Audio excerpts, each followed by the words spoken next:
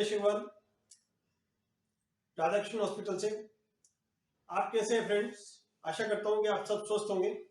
तो आज हम बात करते हैं एक ऐसी बीमारी के बारे में जो कि बहुत कॉमन है और आप सब कभी न कभी लाइफ में जरूर इससे परेशान रहे होंगे। इस बीमारी का नाम है खांसी जुकाम, कोल्ड या कफ या फ्लू भी बोल सकते हैं इसको।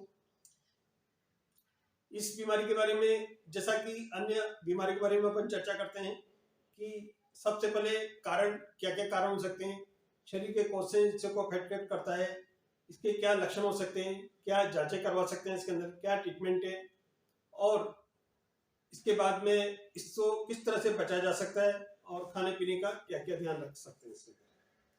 दोस्तों, इन्हीं सब चीज़ों के बारे में आज हम चर्चा करते हैं। तो लेट्स स्टार्ट। उसके पहले मैं आपको याद दिलाना चाहता हूँ कि मैं जनरली इस तरह के वीडियो बनाता रहता हूँ जिसमें कि आपको फायदा मिले, बीमारियों की जानकारी दूं और बचाव के तरीके मैं आपको बताऊं। मैंने इसके पहले भी कई वीडियो बनाए हैं, तो आपने यदि चैनल को सब्सक्राइब नहीं किया हो तो चैनल को सब्सक्राइब कर लें और इसका यदि आपको पसंद आए तो लाइक का बटन दबा दें। तो दोस्तों, आज शुरू करते हैं।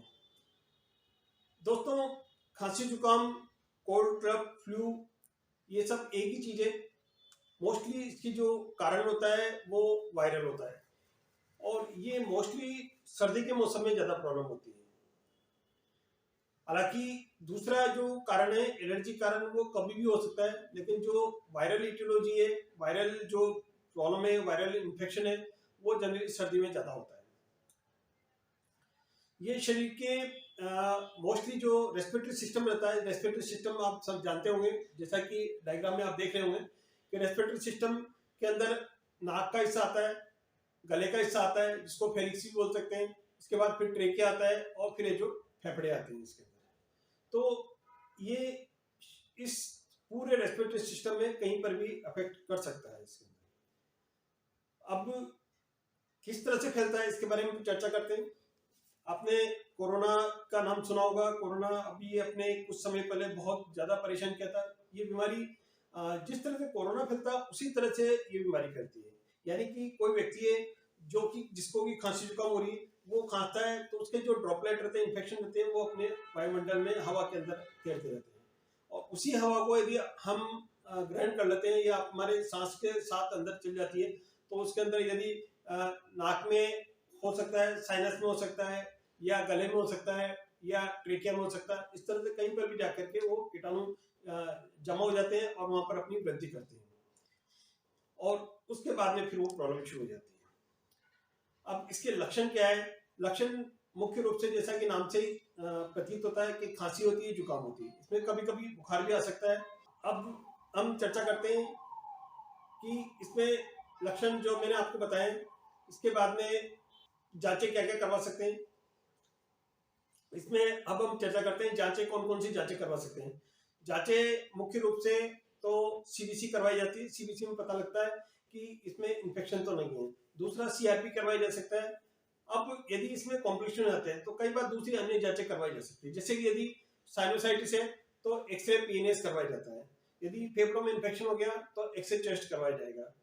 इसी प्रकार से कई बार ब्रोंकोस्कोपी जैसी जांच की भी जरूरत पड़ती है, या कई बार सीटी थोरेक्स, सीटी स्कैन, छाती की सीटी स्कैन की भी जरूरत पड़ सकती है इसके अंदर, और कभी कभी कल्चर भी करवाते हैं इसके अंदर। यदि कोई ऐसा पेशेंट है जिसमें कि बार बार यदि इन्फेक्शन हो रहा है, दैट मींस कि उसकी इम्यूनिटी पावर कमजोर है, कीटाणु से लड़ने की क्षमता कम है, ऐसे केस में हम उसकी शुगर की जांच करवा देते हैं, क्योंकि डायबिटीज में ये बहुत कॉमन प्रॉब्लम है। कई बार एचआईवी यानी कि एड्स के अंदर भी प्रॉब्लम, तो उसका एचआईवी की जांच करवाई जा सकती है, या किसी में कुछ अन्य प्रॉब्लम जिसके कारण कीटाणु लड़ने की क्षमता कमजोर है, तो वो चीजें करवाई जा सकती है इसके। अब हम बात करते हैं इलाज या ट्रीटमेंट के बारे में। ट्रीटमेंट मुख्य रूप से जो है वो चूंकि वायरल इटियोलॉजी है, वायरल में आप जानते हैं कि वायरस का कोई विशेष रूप से कोई ट्रीटमेंट नहीं होता है, तो ये अपने आप ठीक होने वाली बीमारी, इस वजह से इसको लाइट डिजीज बोलते हैं, यानी कि बहुत ज्यादा कुछ करने की जरूरत नहीं होती। इसमें जो भी ट्रीटमेंट होता है वो लक्षण के आधार पर होता है। जैसे कि यदि उसको खांसी की प्रॉब्लम तो खांसी की सिरप दे देते हैं, उसके अंदर एलर्जी की प्रॉब्लम तो एंटी एलर्जिक मेडिसिन जैसे मोन्टेलुकास्ट लियोसेट्रिजिन का कॉम्बिनेशन दिया जाता है, तो वो दे सकते हैं इसके अंदर। या उल्टी हो रही तो उल्टी की दवाई दे सकते हैं, इसमें बुखार आ रही तो पैरास्टामोल दे सकते हैं। तो कुल मिलाकर जो इलाज है वो सारा लक्षण के ऊपर निर्भर करता है, किस तरह के लक्षण है उसी हिसाब से इसके अंदर इलाज दिया जाता है। अब हम आगे की बात करते हैं कि इसके अंदर किस तरह से बचा जा सकता है, खाने पीने के क्या क्या सावधानी रखनी चाहिए इसके अंदर। तो जो बचाव का जो तरीका है उसी चीज में निर्भर करता है कि हमने, जैसे मैंने पहले बताया आपको, किस तरह से फैलता है, यानी कि ये फैलता है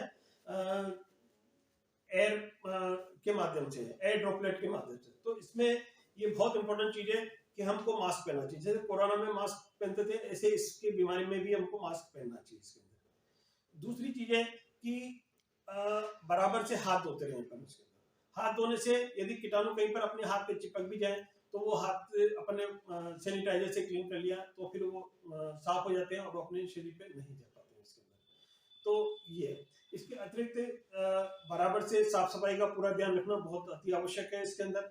और इसमें अपनी शरीर की इम्यूनिटी पावर स्ट्रॉन्ग होना चाहिए। उसके लिए कुछ ऐसी चीजें हैं जो कि विटामिन वाली चीजें रहती है, जैसे कि जो आंवला है, नींबू है, ये चीज ज्यादा ज्यादा लेना चाहिए।